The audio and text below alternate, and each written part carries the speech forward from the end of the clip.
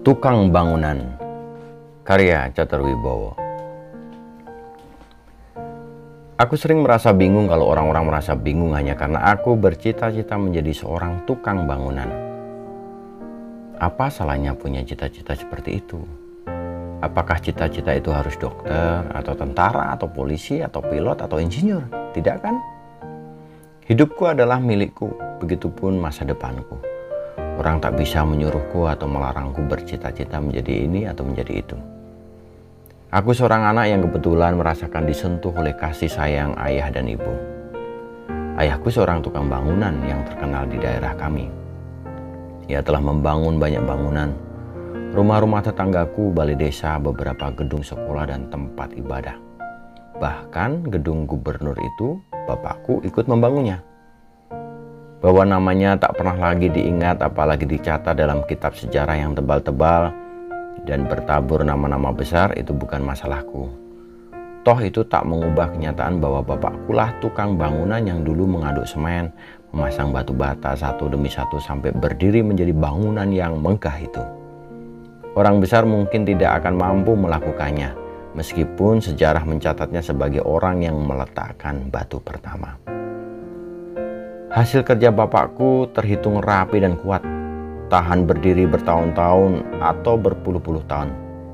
Bahwa ada beberapa yang telah sekian lama berdiri akhirnya roboh juga oleh suatu sebab tertentu, itu adalah wajar. Bukankah tak ada yang abadi di dunia ini? Bukankah waktu dan sejarah selalu bisa merampungi segala yang kita sangka tak akan mati? Karena beberapa alasan itulah aku begitu mengidolakan bapakku. Dan kemudian bercita-cita menjadi tukang bangunan seperti profesi bapakku. Kuharap sekarang Anda dan orang-orang yang dulu bingung itu tahu latar belakang kenapa aku bercita-cita menjadi tukang bangunan. Cita-cita yang cukup bisa dipertanggungjawabkan bukan? Dan pantas diperjuangkan. Tapi demi Tuhan yang konon pernah membangun semesta ini, menjadi tukang bangunan itu ternyata tidak mudah. Bagi orang lain, membangun mungkin sebuah pekerjaan tempat ia mengais kehidupan setelah pekerjaan kantoran yang ia pikir lebih layak, gagal ia dapatkan. Bagi orang lain lagi, membangun adalah sebuah seni tempat ia mencurahkan perasaan dan jiwanya. Tetapi bagiku, membangun adalah sebuah perjalanan doa, suatu ungkapan rasa religi. Kata bapakku dahulu, tidak pernahkah kamu berpikir bahwa penciptaan adalah sebuah proses membangun, dan dunia ini hanya bisa terjadi setelah menerima sentuhan ajaib tangan-tangannya yang penuh cinta, tangan seorang tukang yang sejati. Bukankah Yusuf, ayahnya Tuhan Yesus, juga seorang tukang? Boh pak, kataku. Mempelajari cara membangun ala bapakku adalah teka-teki tersendiri. Aku menjadi laden tukangnya selama beberapa tahun hanya supaya tahu bagaimana ia membangun. Aku pun belajar mengayak pasir sama seperti bapakku mengayak pasir, mengaduk semen sama seperti bapakku mengaduk semen, memasang batu bata sama seperti bapakku memasang batu bata. Pendeknya, apa yang dilakukan bapakku, aku lakukan juga. Tapi entah karena apa, ada yang selalu berbeda dari bapakku. Ada yang selalu gagal kutiru.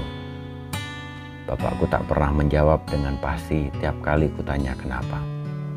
Ia justru menganjurkan agar aku membangun bangunanku sendiri dengan gayaku sendiri. Lihatlah rumah kita, katanya. Perhatikan dengan seksama dan penuh rasa.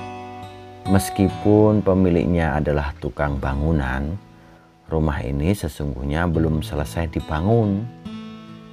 Kau masih bisa menambah bangunan lain kalau mau, atau menghancurkan bangunan tertentu dan menggantikannya dengan bangunan yang baru. Aku mulai mengamati rumah kami seperti anjuran bapakku. Setelah cukup lama berpikir dan cukup lama bingung, akhirnya aku memutuskan untuk membangun sebuah kolam ikan di depan rumah. Aku mulai membangunnya. Sementara pertanyaan tentang kenapa aku tak bisa meniru persis cara dan bukan sekedar cara bapakku membangun belum juga terjawab. Sulit memang. Hidup bapak sendiri adalah misteri bagiku. Kadang aku merasa mengerti bapakku, tapi tiba-tiba terkejut bahwa apa yang kupahami tentangnya keliru dan tetap ada yang belum kumengerti tentang bapakku. Kata ibu, bapak adalah anak yang pandai semasa sekolah dulu. Begitu selesai SMU atau entah apa istilahnya waktu itu, ia ditawari oleh kerabat untuk melanjutkan kuliah kedokteran. Stovia atau semacam itu begitu. Tapi bapak menolaknya. Aku tak berminat jadi priayi, kata bapakku sebagaimana ditirukan oleh ibuku. Yang kerjanya tiap pagi cuma minum kopi sambil baca koran atau memandikan perkutut, lalu jalan-jalan, dan kalau agak lelah terus bubuk siang. Malamnya nonton wayang sambil main kartu. Mending jadi orang biasa yang punya banyak kesempatan untuk bekerja keras tanpa merasa risih karena gengsi dan bisa bebas omong jorok dan bertingkah uraan tanpa takut melanggar sopan santun dan basa-basi. Lalu kenapa harus jadi tukang batu, Bu? Tanyaku. Sebaiknya hal itu kamu tanyakan sendiri pada bapakmu. Tapi kira-kira bapakmu akan menjawab begini. Lagi-lagi Bu menukil ucapan bapak. Loh, manusia kan tidak dilahirkan sebagai makhluk yang sudah selesai dan sekali jadi.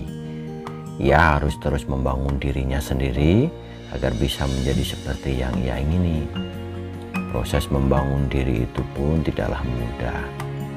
Ada kalanya kita ambruk dan harus mulai lagi membangun dari awal. Ada kalanya kita sendiri harus menghancurkan apa yang sudah terbangun dalam diri kita, tetapi tidak sesuai dengan tujuan dan harapan kita. Pekerjaan tukang bangunan adalah sebuah simbol yang selalu mengingatkan aku untuk selalu membangun diriku. Aku tambah bingung.